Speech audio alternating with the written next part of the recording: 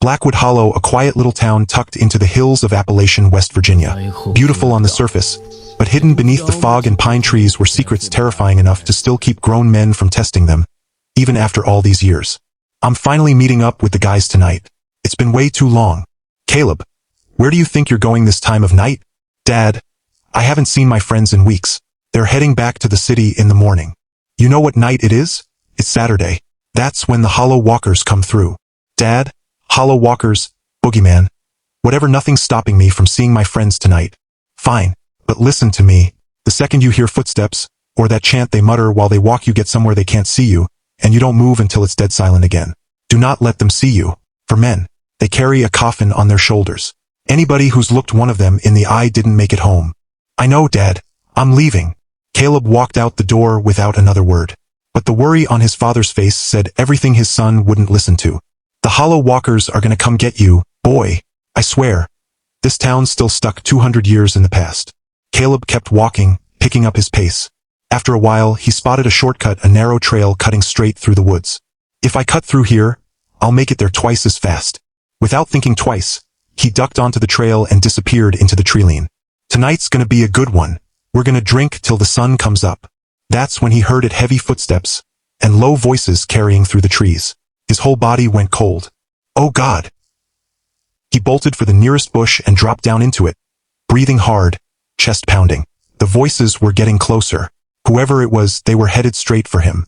He risked a glance through the branches and froze. Oh God! I actually see them. Caleb pressed himself flat into the brush. They were gone. Okay, they're gone. He climbed out, checked both directions. Nothing. No one. Thank God. He'd barely taken a step when the same footsteps started up again right behind him. He spun around. The four men were standing there, coffin on their shoulders, not 6 feet away. Thump, thump, thud. Thump, thump, thud. Screaming. When Caleb didn't come home that night, his father couldn't wait any longer. He grabbed his neighbor, Wyatt, and the two of them headed into the woods with flashlights. Hours later, their footsteps stopped cold near an old oak tree. His father's eyes went wide with dread. There was Caleb alive, but not right.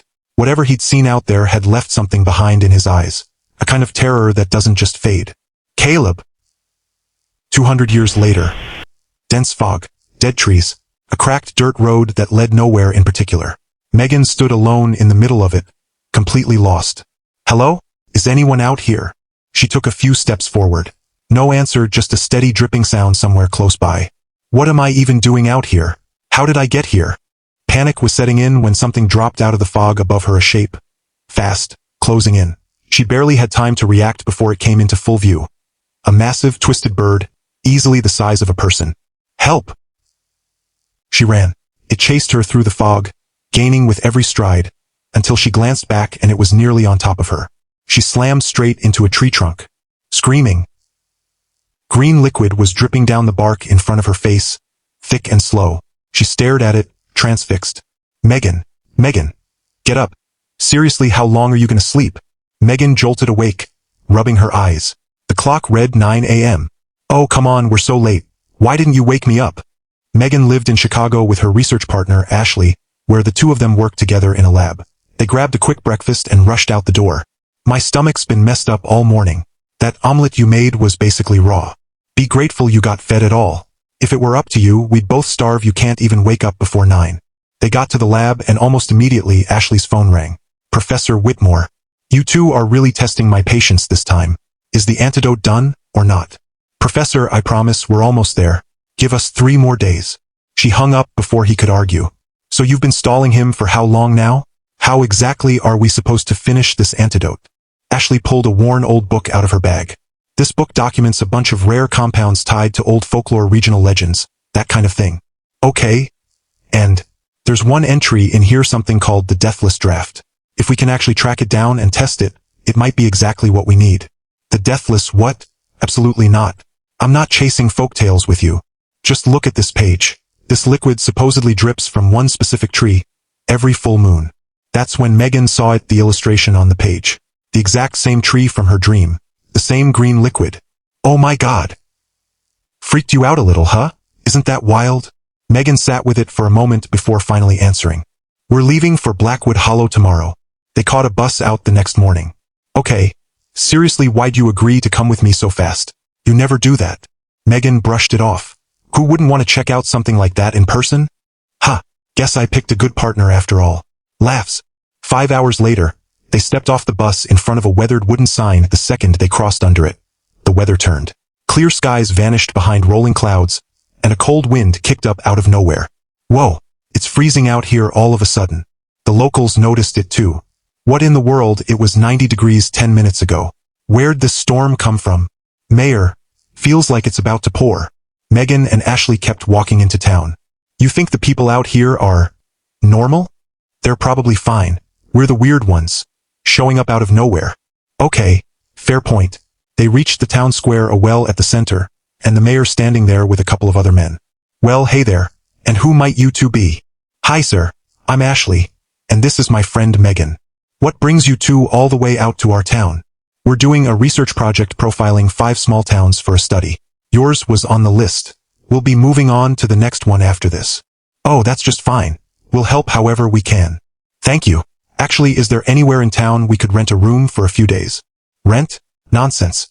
You'll both stay with me and my wife. She loves having company. Thank you so much, sir. The mayor brought them back to his house. Just as they stepped inside, the candle burning in the home's small shrine flickered out. Honey, you hear me? Coming. His wife stepped out to greet them. Well, hello there, and who are these 2 lovely girls? They're here from the city, doing some kind of study on the town.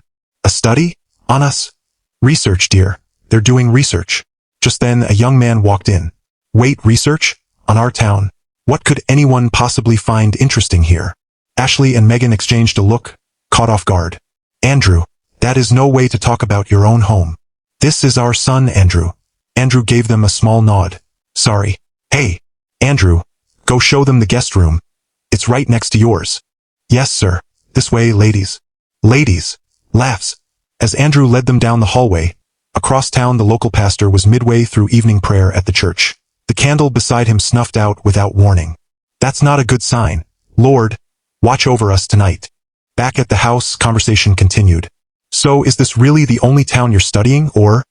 No, 5 total. Yours was just the closest, honestly. We'll head out to the next one after this. Fair enough. Anything historical around here? Anything weird? There's the old manor, Ashford Manor. There's a manor out here? Belonged to the family that first settled this whole valley. Long time ago. Andrew, think you could take us out there? Sure, if you two are actually serious about it. Tonight, once everyone's asleep. Megan shot Ashley a look of pure disbelief. At night? You're not messing with us. No, we're serious, unless you're scared. This is my town. Why would I be scared? Alright, I'll take you, but my parents can't know. Deal. What time? They're usually out cold by midnight. I'll come get you then. Perfect. Andrew left them to settle into the room. Okay, what are we actually doing? We came here for the draft, not some abandoned mansion tour. If we'd asked him straight up about it, he'd get suspicious. Tonight we go to the manor to earn his trust.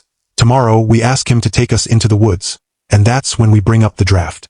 Okay, that's actually smart. Outside, the whole town was rattled by the sudden cold front. The pastor kept glancing up at the sky, watching strange black shapes shift and roll across the clouds. At midnight, once the mayor and his wife were sound asleep, Andrew slipped out of his room. There he is. Ashley opened the door. Hey, Andrew. You two ready? Yep, let's go. They slipped out of the house and made it 2 streets over before anyone spoke again. Does it always get this windy out here? Not usually. Guess you two brought the city pollution with you, showed up as a full-blown storm. Laughs. After a while of walking, the 3 of them stood in front of a massive, decaying manor house. Something about it stopped Megan cold. I feel like I've seen this place before. Somewhere. This was the Ashford estate. Belonged to one of the original founding families. It's actually stunning. Ashley snapped a photo on her camera. We'll have to climb in through a window. Front door's been jammed shut for years. They slipped inside through a broken window. Every hallway, every room, it all felt disturbingly familiar to Megan. Meanwhile, the storm outside the manor kept building.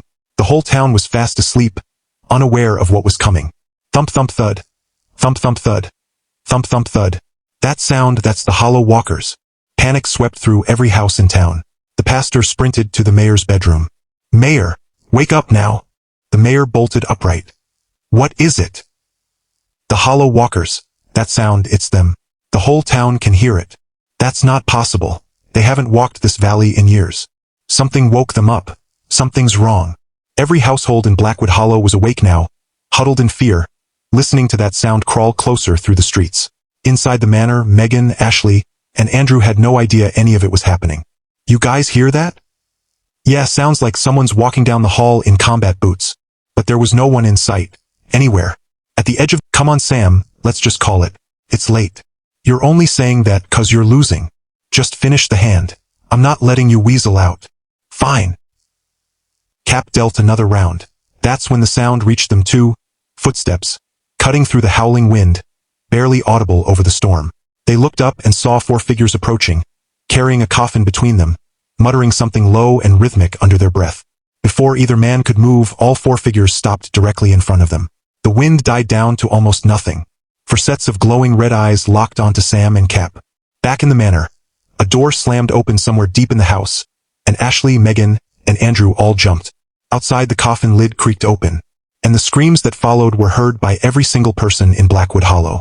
Ah! The whole town froze. Who was that? The Hollow Walkers. It's the Hollow Walkers. Everyone knew what that scream meant. Who are the Hollow Walkers? What is the Deathless Draft? And what does Megan have to do with any of it? To find out, stay tuned for part 2.